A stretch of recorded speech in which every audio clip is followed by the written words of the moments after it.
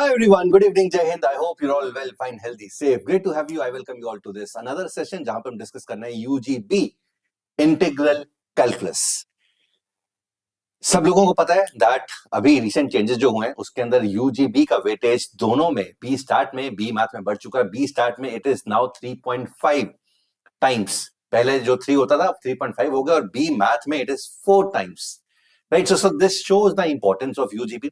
हमें subjective writing के ऊपर, सब्जेक्टिव स्किल्स के ऊपर वर्क करना है, because that is something that is going to take you to ISI this year.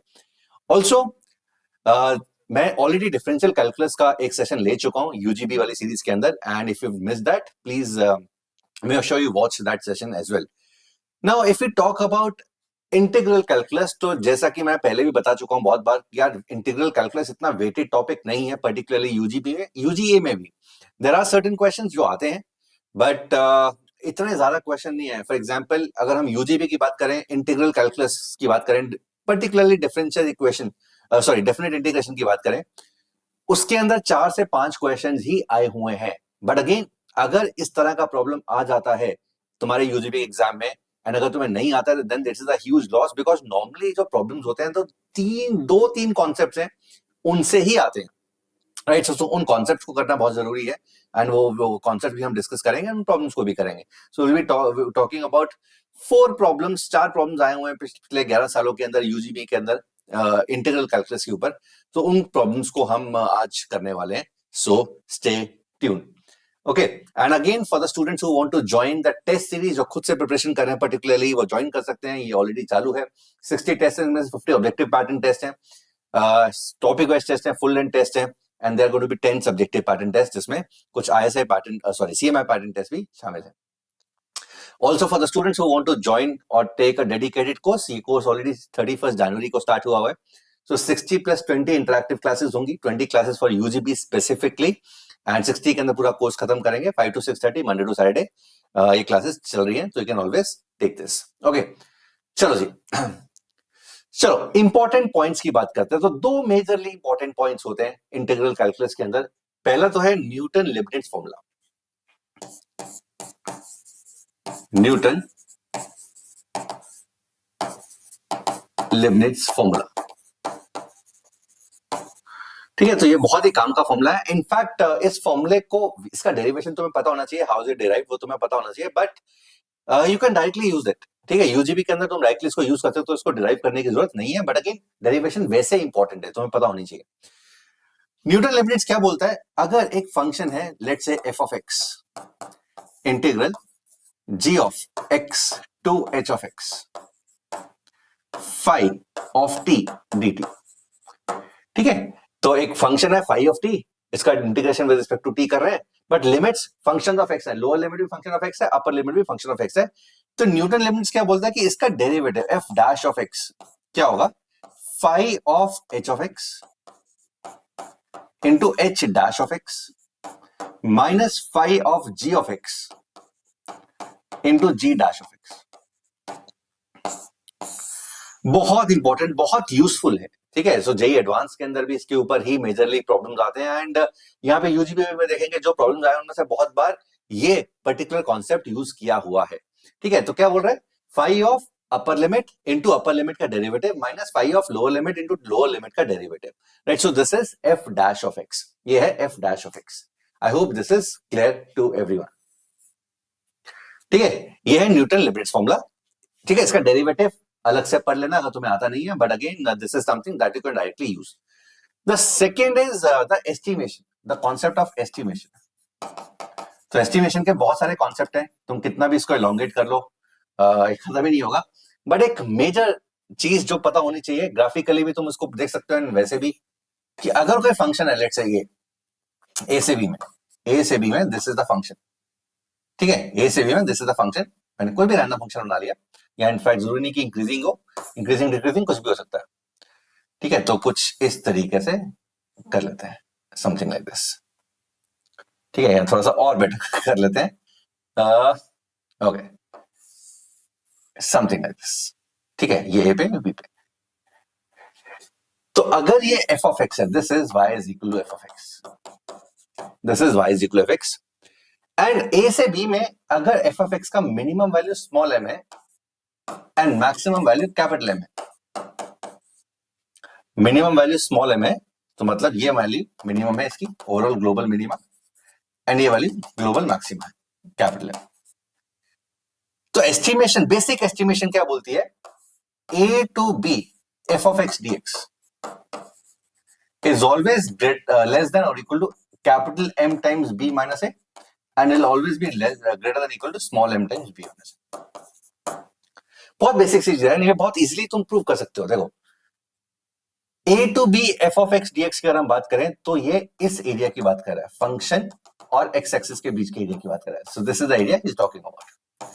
ये एरिया किससे बड़ा होगा, कहने से इस, so small m times B minus A। देखो b माइनस A तो ये लेंथ है एंड स्मॉल m ये विड्थ है, सो कहने से ये एरिया इस पोर्शन से हमेशा बड़ा होगा। ठीक है, ये हो गया ना, ये स्मॉल m और ये b minus A, so length into width, length into width, and ये capital M times B minus A से हमेशा छोटा होगा। बहुत ऑब्वियस सी बात है, इससे हमेशा छोटा होगा। Capital M length into width, length into width. तो जो ब्लू वाला एरिया है, जो actual area under the curve है, वो m times B minus A से छोटा होगा, small m times B minus A से हमेशा बड़ा होगा। बहुत बेसिक एस्टिमेशन। अब तुम चाहो तो इसके अंदर और घुस सकते हो, right. So basic idea of integration, definite integration यही से आता है कि तुम इसके टुकड़े टुकड़े करते रहो और वहां से एस्टिमेशन से ये वैल्यू जो होती है वो एग्जैक्ट बन जाती है। जितनी लेंथ ये छोटी होती है उतनी अब बेटर क्वालिटी की वैल्यूज आती है। But this is one thing which again gets used a lot, particularly in JEE Advanced as well as in UGB। ठीक है, तो ये दिमाग में रखना है। ठीक है, सो चलो नाउ अब हम डिस्कस करते हैं जो 4 क्वेश्चंस, जो 4 problems previous year questions UGB के अंदर आए हुए हैं, उनके अंदर क्या कॉन्सेप्ट था। और तुम देखोगे यार मोस्टली कॉन्सेप्ट्स के अंदर, मोस्टली प्रॉब्लम्स के अंदर यही 2 कॉन्सेप्ट्स यूज हुए हैं। ठीक है, so let us look at this problem. This is UGB 2014 का सवाल है ये। f from 0 to infinity to real be a non-decreasing continuous function। तो यहाँ पे एक एक वर्ड बहुत इंपॉर्टेंट है। तो यहाँ पर क्या बोल रहा है, it's a non decreasing continuous function. Function non decreasing है मतलब इंक्रीज हो रहा है या फिर कांस्टेंट है, डिक्रीज नहीं हो रहा। Show then that the inequality z minus x integration y to z fu du is greater than equal to z minus y integration x to z fu du holds for any 0 less than equal to x less than y less than z। ठीक है, तो ये हमें show करना है, ये हमेशा true है। अब देखो कितना डिफिकल्ट लुकिंग प्रॉब्लम लग रहा है, ये क्या है, इस तरह के प्रॉब्लम हमने किए नहीं है। तो स्ट्रक्चरल प्रॉब्लम आ गया और यहाँ पे इनइक्वालिटी है। इनइक्वालिटी वैसे भी हमारा हाथ तंग है, हमें एएमजीएम के अलावा और कुछ आता नहीं है। बट यहाँ पर देखो एक्चुअली में एक प्रॉब्लम ना इनइक्वालिटी का नहीं है। नॉर्मली इनइक्वालिटी के प्रॉब्लम्स के अंदर ना 3 मेजर कॉन्सेप्ट्स हैं जो तुम्हें ध्यान रखने जब भी इनइक्वालिटी आती है। एक तो एएमजीएम का कॉन्सेप्ट हो गया, एक कॉची-शॉर्ट्स इनइक्वालिटी हो गई, ये नॉर्मली यूज हो जाती है। And third is using increasing decreasing. So increasing decreasing से हम बहुत सारी इनइक्वालिटीज एंड एक्सप्रेशंस को प्रूव कर सकते हैं, बड़ा छोटा कर सकते हैं। तो यहां पर देखते हैं, अगर तुम ध्यान से देखो इस एक्सप्रेशन को, z माइनस एक्स है, यहां पर y है, z माइनस y है, यहां पर x है। सिंस z y से बड़ा है, z x से भी बड़ा है, तो बोल सकते हैं कि ये दोनों चीजें पॉजिटिव है। This is positive and this is also positive. अगर पॉजिटिव है तो दिस जो मुझे शो करना, this is equivalent of proving integration y to z fu du upon z minus y is greater than or equal to integration x to z fu du upon z minus x। ठीक है, तो मैंने क्या किया यार, y वाली expression जो इस तरफ ले लिया, x वाला एक्सप्रेशन एक ही है। तो ये proving this is equivalent to proving this because z minus x and z minus y are positive. तो जो मैं डिवाइड करूंगा तो signs are never going to change. So एक ही चीज है, अगर इसको भी प्रूव कर दूं, आई एम डन। ठीक है, आई एम डन। अब देखो यार ये चीज क्या है, लिखने में बहुत कॉम्प्लिकेटेड है, इतनी है नहीं। देखो चेंज क्या हो रहा है, देखो z सेम है, fu du सेम है, यहां पर x है, यहां पर y है, so this is getting change. z same है, यहां पे x है, यहां पर y है, तो मोटा मोटा यहां पर यहां पे 2 चीजें चेंज हो रही है। यहां पे y की जगह x है, यहां पर y की जगह x है। ठीक है, ये 2 चीजें ही चेंज हो रही है। तो यार इसको मैं थोड़ा और सिंप्लीफाई कर देता हूं। इसको सिंप्लीफाई कैसे करूंगा, जहां पर y और z है ना, y और x है, सॉरी, इसको कोई वेरिएबल ले लेते हैं, लेट से g ऑफ t, लेट से g of t is given as integration t to z fu du upon z minus T. दिख रहा है?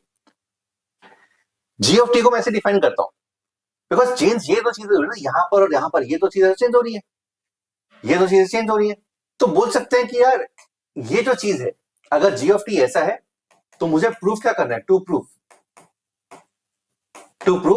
g of y is greater than equal to g of x।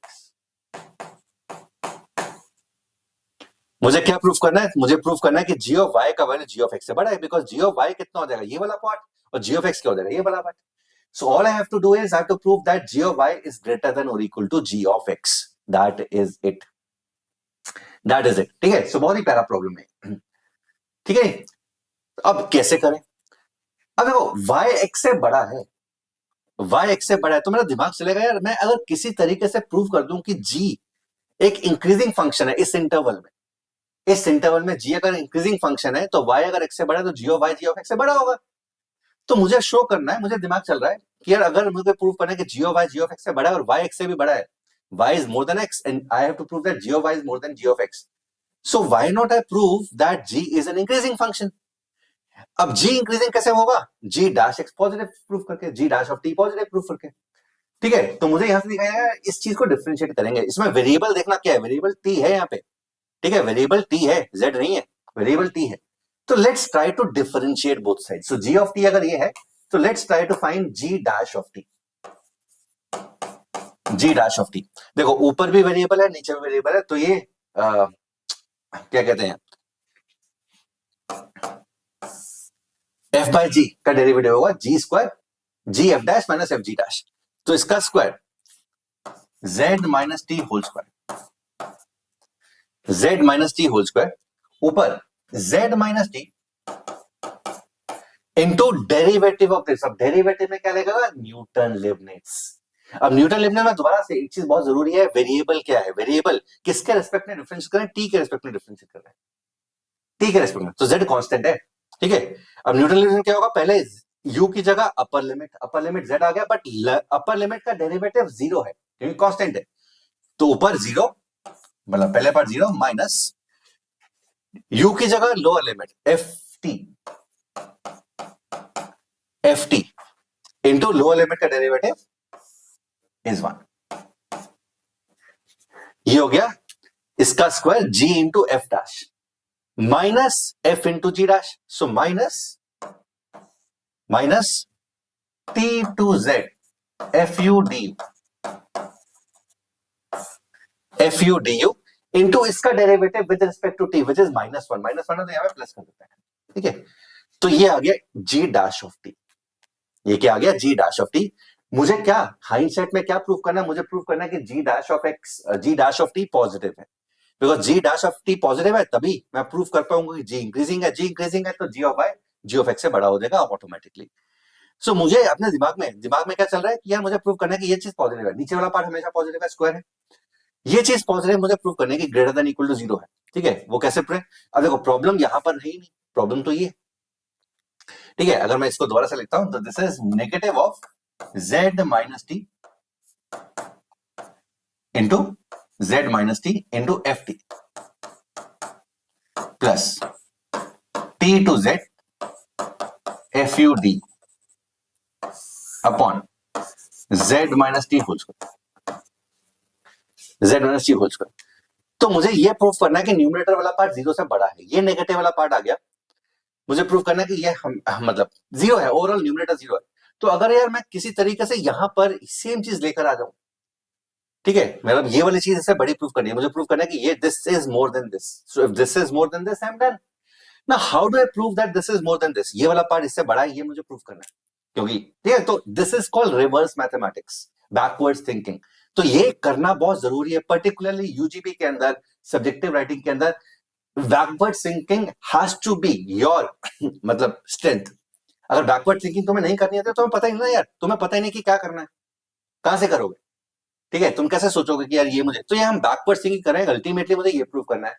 ये prove करने के लिए जी dash जो है वो पॉजिटिव प्रूव करना है कि जी इंक्रीजिंग है, जी डैश इंक्रीजिंग के लिए ये पॉजिटिव 0 से बड़ा होना चाहिए, 0 से बड़ा होने के लिए ये तो पॉजिटिव ही है, तो ये वाला पार्ट इससे बड़ा प्रूव करना है। तो this is what we call backward thinking. यहां से मुझे आइडियाज आ रहे हैं अपने आप, मैं एक जगह एक तरीके से सोच पा रहा हूं।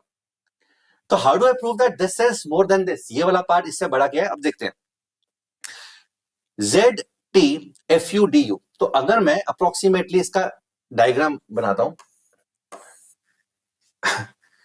एफ जो है नॉन डिक्रीजिंग फंक्शन है, मतलब कांस्टेंट है या बढ़ रहा है, तो यहां पर जेड है, ये टी बोल देते हैं। टी इससे छोटा ही होगा बिकॉज हम टी की जगह एक्स और वाई पुट करेंगे, दोनों जेड से छोटे हैं। बढ़ रहा है, बढ़ रहा है, एफ टी चाहिए मुझे। तो बोल सकते हैं कि अगर ये नॉन डिक्रीजिंग फंक्शन है तो मिनिमम वैल्यू एफ टी होगी, एफ टी होगी। और ये जो एरिया है, this area is actually z minus t into f t, z minus t into f T.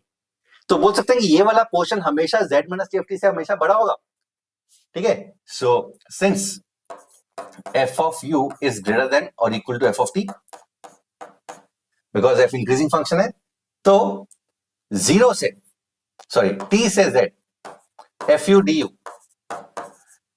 Is greater than equal to z minus t into f t, जो हमने अभी starting में ये थ्योरम पढ़ी थी। सो दिस थ्योरम, ठीक है। तो अगर एफ एक्स एम से बड़ा है तो ए से भी f x m times b minus a से हमेशा बड़ा होगा, हमेशा बड़ा होगा। तो t to z f u d u will always be greater than z minus t f t. अगर ये इससे हमेशा बड़ा है तो this minus this is always greater than equal to zero and we are done, हो गया।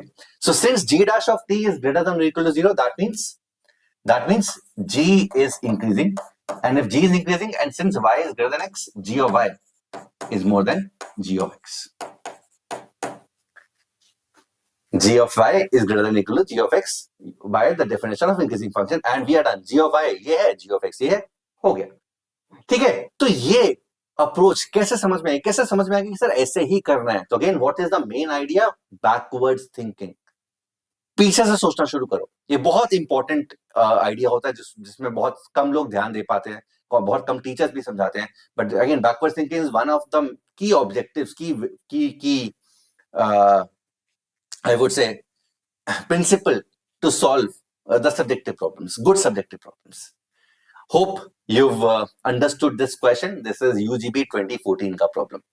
अब आते हैं UGB 2019 के प्रॉब्लम पे। UGB 2019 क्या बोला, f is a function from R to R be a twice differentiable function. So twice differentiable function says that एक एक्सप्रेशन दिया हुआ है 1 by 2y integration x minus y to x plus y x f of t dt is f of x for all x belonging to R and y positive, ठीक है। x कुछ भी हो सकता है, y पॉजिटिव है। Show that there exists a and b belonging to R such that f of x is equal to ax plus b.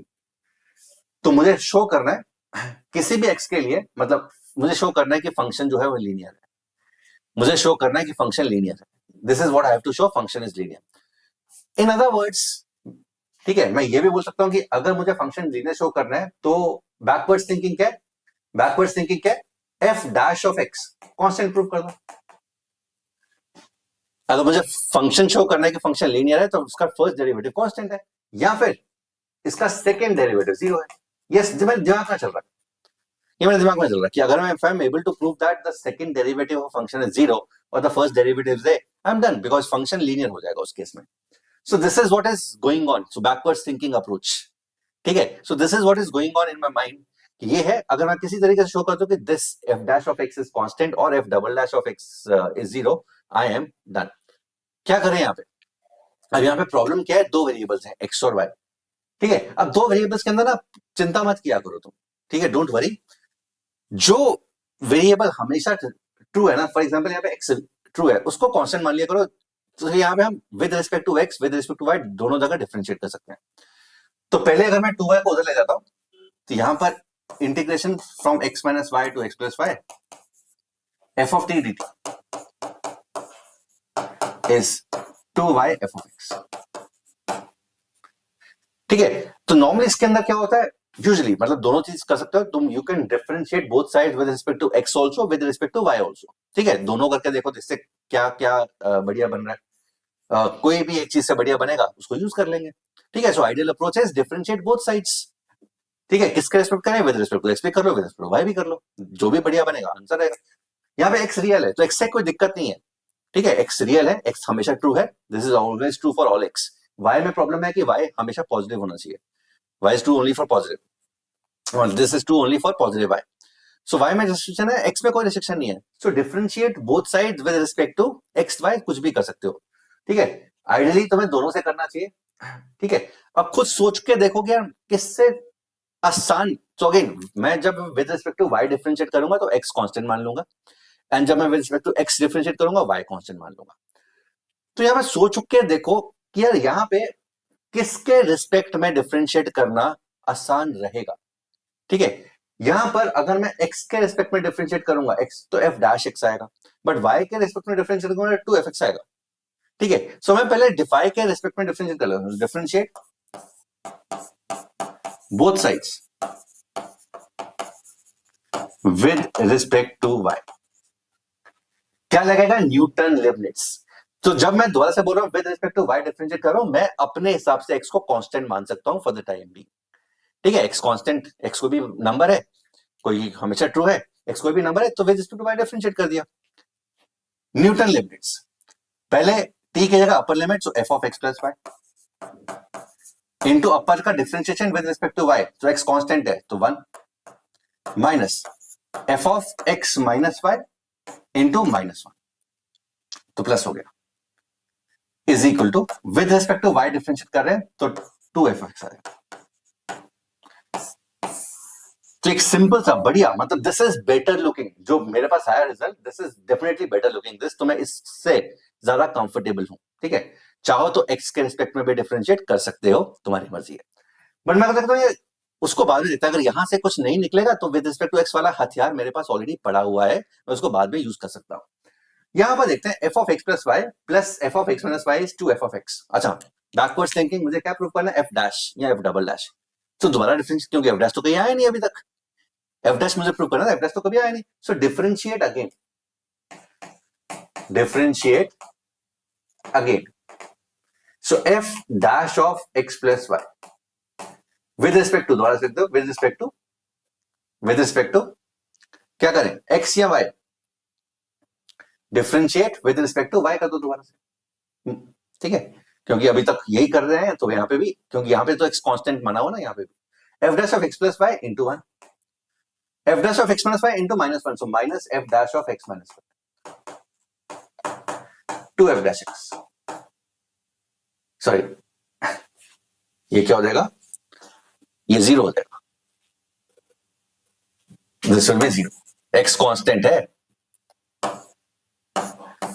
x constant है, so f dash of x plus y is equal to f dash of x minus y, यहां से क्या आ गया, f dash of x plus y is equal to f dash of x minus y, ये आ गया।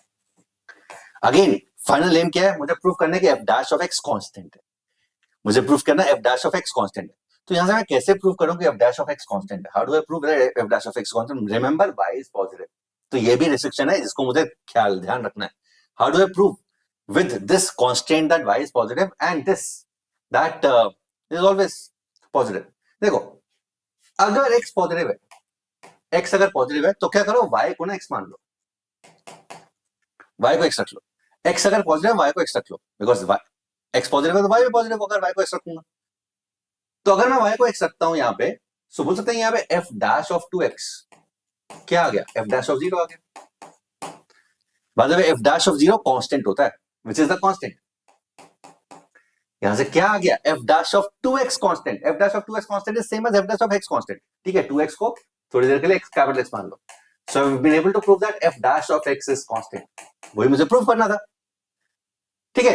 अच्छा sir ये तो ठीक है, आपने एक पॉजिटिव से कर लिया, x नेगेटिव में क्या करेंगे, अगर x नेगेटिव है, रिमेंबर y पॉजिटिव है, तो y को मैं क्या पुट करूंगा, -x पुट करूंगा, जैसे ही y को -x पुट किया, यहां पर f dash of 0 आ जाएगा, एंड यहां पे आएगा f dash of 2x, again same thing, f dash of 0 दोबारा से कांस्टेंट है, so f dash of 2x constant है, मतलब f dash of x भी कांस्टेंट है, सो ओवरऑल दोनों ही केसेस में I have been able to prove that f dash of x is constant, and since f dash of x is constant, f double dash of x is going to be 0.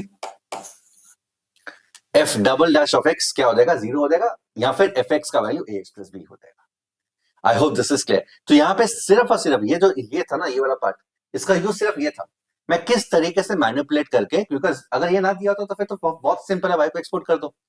But यहाँ पे वो ये देखना चाहता है कि are you able to analyse the different cases, क्योंकि अगर जिस बच्चे ने यहाँ पे ये स्टैंडर्ड फंक्शनल इक्वेशन का प्रॉब्लम है, नॉर्मली इसके बाद यही होता है कि y को एक्सपोर्ट कर दो, y को 2 एक्सपोर्ट कर दो, इस तरीके से y को एक्सपोर्ट करेंगे तो आ गया y f dash of 2x f dash of 0 आ गया, which is a constant। But यहाँ पे वो ये चेक करना चाह रहा है कि ये अगर तुम y को एक्सपोर्ट करोगे ये हमेशा वैलिड नहीं है, because y is positive. So y अगर पॉजिटिव है तो दो केसेस बनेंगे, x पॉजिटिव है तो y को तुम एक्सपोर्ट करोगे, बट x नेगेटिव है तब तुम y को एक्सपोर्ट नहीं करोगे, तो तुम y को माइनस एक्सपोर्ट करोगे, बिकॉज माइनस एक्स अब पॉजिटिव हो जाएगा। ठीक है, तो ये जो पोर्शन है ये सिर्फ इतने पोर्शन के लिए था। ये पोर्शन तुम्हें देख चेक करना चाह रहा है कि यार तुम एनालाइज कर पाते हो, कि थोड़ा सा प्रेजेंस ऑफ माइंड दिखा पाते हो। ठीक है, तो I hope this is clear. This was 2019 UGB problem. चलो, एंड अगेन दो प्रॉब्लम्स अभी हमने किए हैं। ये वाला प्रॉब्लम, इसके अंदर क्या था, नॉर्मली जो कॉन्सेप्ट यूज हुआ वो किसका यूज हुआ, वो यूज हुआ इंक्रीजिंग फंक्शन का, डिफरेंशिएशन का, एंड न्यूटन लिमिट्स। ठीक है, यहां पर भी एक तरह से न्यूटन लिमिट्स यूज हुआ है। तो Newton limits is one thing कि अगर इंटीग्रल कैलकुलस के ऊपर क्वेश्चन आता है तो most likely it will be on Newton limits formula only. ठीक है, अच्छा यहाँ पर एक एस्टिमेशन, यहाँ पे एस्टिमेशन का कॉन्सेप्ट भी यूज हुआ था। ठीक है, तो दोनों कॉन्सेप्ट जो मैंने बताया था इंपॉर्टेंट है, वो इस प्रॉब्लम के अंदर दोनों ही यूज हो गए। चलो, let's look at this problem. f is a differentiable function such that f of x is x. f of x is x for all x belonging to 0 1. f of 0 is 1. f of 0 का value 1 है। Determine the value of this integral. इस integral का value निकालना है 0 to 1 x minus fx power 2016 का value हमें निकालना है। अच्छा, पहले तो ये देखते हैं यार, f of x का वैल्यू x का मतलब क्या है। f of fx का वैल्यू x है, इसका मतलब क्या है, अगर डिफरेंशिएबल फंक्शन है, ठीक है, तो मान लेते हैं कि इनवर्स एग्जिस्ट करता है, just for the sake of understanding what the problem is trying to say. तो अगर मैं f इनवर्स लेता हूं दोनों तरफ, fx का वैल्यू f इनवर्स x है। Again this is not a part of, this is my rough work, this is my rough work. I am just trying to understand what the problem is. क्या problem कहने की कोशिश कर रहे हैं कि यार ये जो चीज दी हुई है इसका मतलब क्या है। ठीक है, क्योंकि अब यहाँ पे बच्चे बोल सकते हैं कि इसका इनवर्स जरूरी थोड़ा कि एग्जिस्ट करेगा, तो तभी एग्जिस्ट करेगा अगर मोनोटॉनिक है, दिया नहीं वो मोनोटॉनिक है। बट मैं सिर्फ समझने की कोशिश कर रहा हूँ, एक रफ डायग्राम बनाना चाह रहा हूँ, कैसा भी हो, just to understand what the problem is trying to say. fx का वैल्यू हमेशा f इनवर्स x के बराबर है। अच्छा, हमें ये पता है कि fx और f inverse x mirror images होते हैं, तो कोई भी फंक्शन उसके इनवर्स मिरर इमेज होते हैं, what the line y equal x। इसका मतलब अगर फंक्शन उसके इनवर्स के बराबर है, हमेशा फंक्शन हमेशा उसके इनवर्स के बराबर है, इसका मतलब function is always symmetric about y equal x। तो 0 पे वैल्यू जैसे 1 है, 0 पे वैल्यू 1 है, तो फंक्शन इज ऑलवेज सिमेट्रिक। अच्छा, symmetric about y equal x, function symmetric है ताकि इसका रिफ्लेक्शन f इनवर्स ही बन जाए। ठीक है, I hope this is clear. अच्छा, यहां पर देखो f of 0 1 है, अगर मैं x को 0 पुट करता हूं, if I put x is equal to 0 है, so f of 0 is 1, f of sorry x को 0 पुट किया ना, so f of 1 is 0। वो वैसे भी दिखाई दे रहा था कि 1 पे वैल्यू 0 है, 0 पे वैल्यू 1 होनी चाहिए, बिकॉज एक दूसरे का मतलब function is symmetric about y equal to x। अच्छा, क्या बोल रही है, x minus function x minus fx का इंटीग्रेशन फ्रॉम 0 to 1 2016, ये हमें निकालना है। So this is what we need to find. अब देखते हैं, कुछ मैनिपुलेशंस करते हैं। सो I is 0 to 1 x minus fx 2016, this is what we have to calculate। क्या कर सकते हैं, how do we approach, the only thing I know about this, अगर मुझे थ्योरेटिकली जाना है, the only thing I know is ये f of x is fx, this is the only thing I know. तो यही यूज करना पड़ेगा ना भाई, और तो फंक्शन का कुछ पता ही नहीं है। So how do I use this, ये यूज कैसे करेंगे, x को f ऑफ t मानो, सो dx कितना हो जाएगा, f dash of t dt, f dash of t 0। अच्छा यहां पे अब लिमिट t की होंगी, x जब 0 है तो f ऑफ t 0 है, f ऑफ t 0 कब होगा, जब t 1 है, एंड जब x 1 है तो f ऑफ t 1 है, मतलब t 0। सो I लिमिट क्या हो जाएगी, 1 to 0, x is f of t minus f of t, f of t power 2016 f dash of t dt। ठीक है, अच्छा एक तो यहां पे दिखाई दे रहा है कि माइनस साइन आएगा जब लिमिट्स को चेंज करूंगा, लिमिट्स को चेंज करने की जरूरी है बिकॉज आई में 0 to 1 है, तो यहां पे भी 0 to 1 करते हैं, so 0 to 1, 0 to 1 f t minus f of t t है 2016 into f dash of T,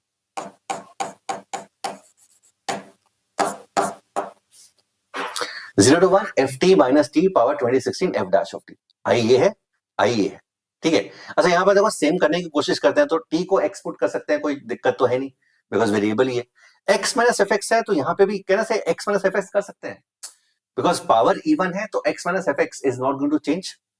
so I effectively मैं यहां पर लिख देता हूं, इफेक्टिव आई जो होगा, आई इफेक्टिव क्या है, अच्छा यहां पे नेगेटिव साइन भी आएगा, negative of 0 to 1 x minus f x power 2016 f dash of x,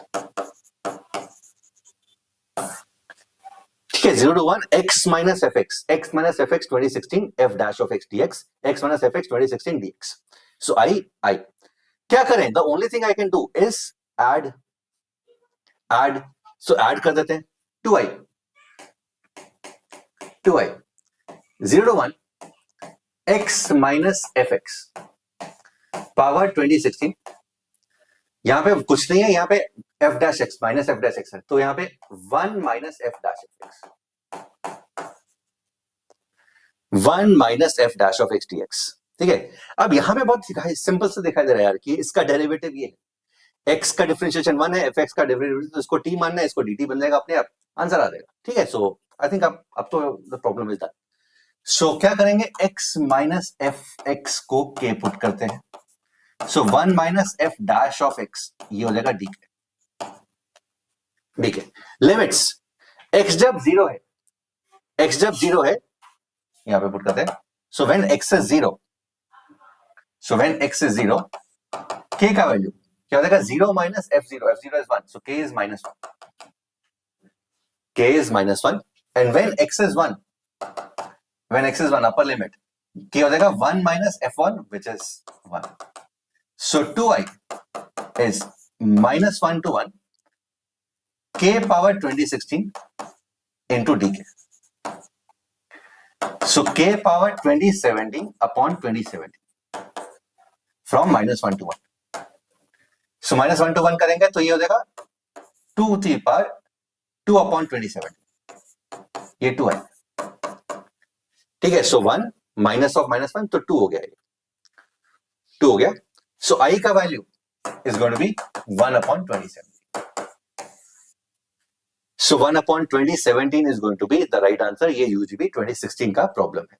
I hope this is clear. So again manipulation थी और कुछ नहीं थी, ठीक है। तो अगेन पहले हमने यहाँ पे रफ वर्क किया, रफ वर्क क्यों किया, just to understand what the problem is trying to say, हालांकि इस रफ वर्क का कोई फायदा नहीं हुआ, बट अगेन फायदा नुकसान बहुत दूर की बात होती है, पहले जो भी चीज तुम सोच सकते हो वो सोच के देखो, ठीक है। हो सकता है कि ये बाय चांस ग्राफ कुछ ऐसा होता, कुछ अच्छी चीज मिल जाती, ठीक है। This is a rough work, again दोबारा से बता रहा हूं, इफ इनवर्स एग्जिस्ट करता हो नहीं करता हो दिया नहीं हुआ क्वेश्चन के अंदर, it is not mention that it is a monotonic function, ठीक है, it is not mention it's a monotonic function, तो इनवर्स नहीं, तो मैंने मान लिया कि इनवर्स एग्जिस्ट करता है, just to make understand my problem कि यार कहने की क्या कोशिश कर रहा है, हालांकि इसका जरूरत पड़ा ही नहीं हमें, but always graphing is always a best idea, one of the best ideas before you actually solve it structurally. Got it everyone? Yes? चलो 2016 का प्रॉब्लम था, now this is a 2018 problem UGB, बहुत रिसेंट प्रॉब्लम है। क्या problem बोलने की कोशिश कर रहा है?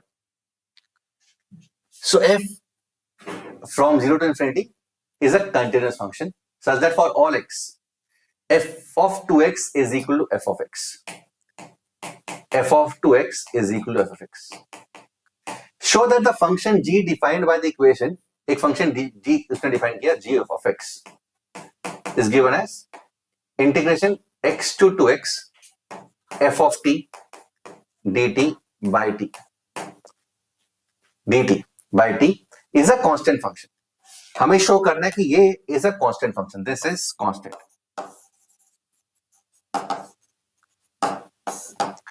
हमें शो करना है कि ये फंक्शन कांस्टेंट फंक्शन है, ठीक है। तो ये काफी सिंपल प्रॉब्लम था।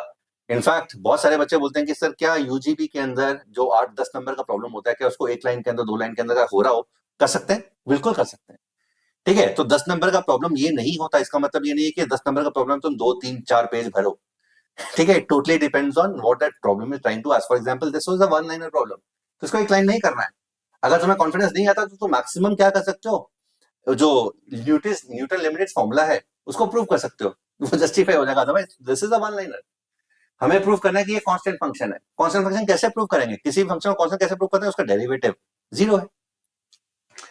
इसका डेरिवेटिव कैसे लें? न्यूटन लिमिट्स है।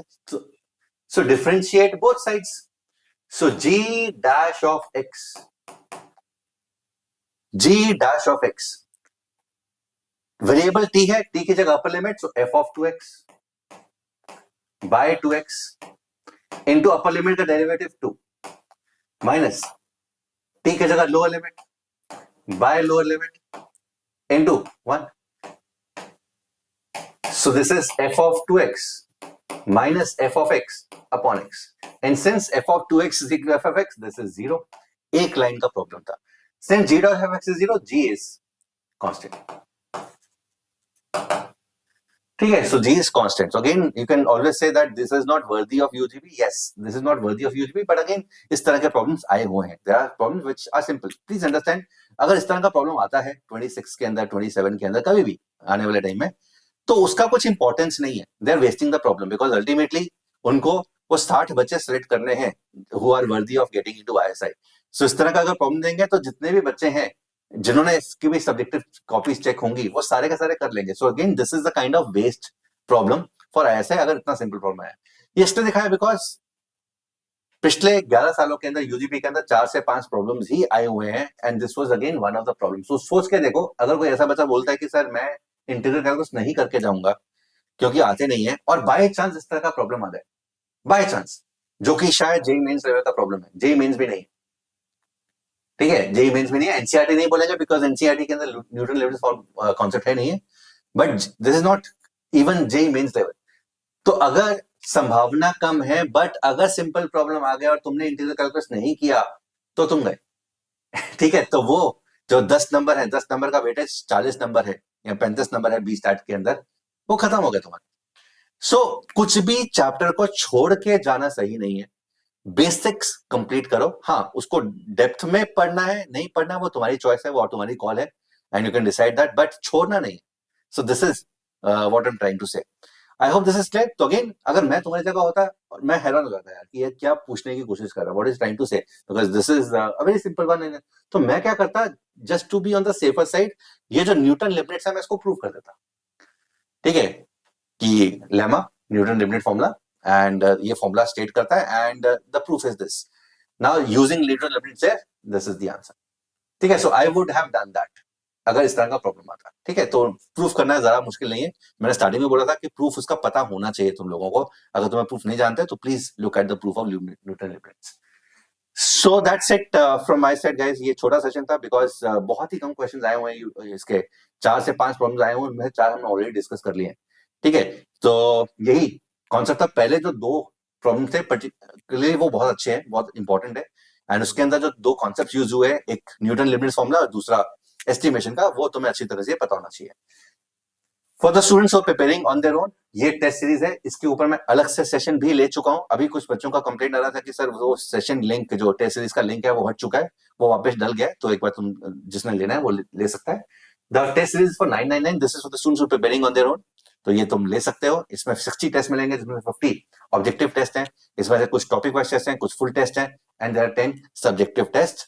And the link might, I mean will put the link in the description also. But इसके बारे में और तुम जानना चाह रहे हो डिटेल में, तो इसका सेशन मैं ऑलरेडी बना चुका हूँ। You can always search ISI test series and you will be able to find the session. And for the students who want to prepare, हालांकि टाइम कम है, बट ये लास्ट बैच है, इसके बाद कोई बैच अभी शुरू नहीं होगा 2026 के लिए। 31 जनवरी को स्टार्ट हुआ हुआ है, तो अगेन जो मिस हो गए हैं उनकी रिकॉर्डिंग्स तुम्हें मिल जाएंगी। अभी हमें बोर्ड्स की वजह से हम क्लासेस डेली नहीं ले रहे, हम CBSE की बोर्ड शीट का ध्यान रखे हुए हैं, एंड जब भी पेपर होता है उसके 2 दिन पहले क्लासेस नहीं होती है, तो this is what we are following. So 60 sessions के अंदर पूरा पूरा सिलेबस खत्म होगा। 20 सेशंस के अंदर UGB, डेडिकेटेड UGB की तैयारी होगी, and you can get this batch. This is going to be the flow, ये फ्लो है जो चल रहा है, ठीक है। And the price of this batch is 5000 rupees. The link is there in the description box, and that is it from my side. Hope you have enjoyed. अब तुम मुझे बताओ कि तुम और कौन से टॉपिक्स पढ़ना चाहते हो, तो जो भी तुम्हारी प्रायोरिटीज हैं प्लीज पुट दिस, एंड जिस भी कमेंट्स के अंदर ज्यादा लाइक्स आएंगे उनको मैं आगे UGB वाली सीरीज के अंदर पहले प्रायोरिटाइज करूंगा, ठीक है। चलो, take care, God bless you, and keep on studying. Bye everyone.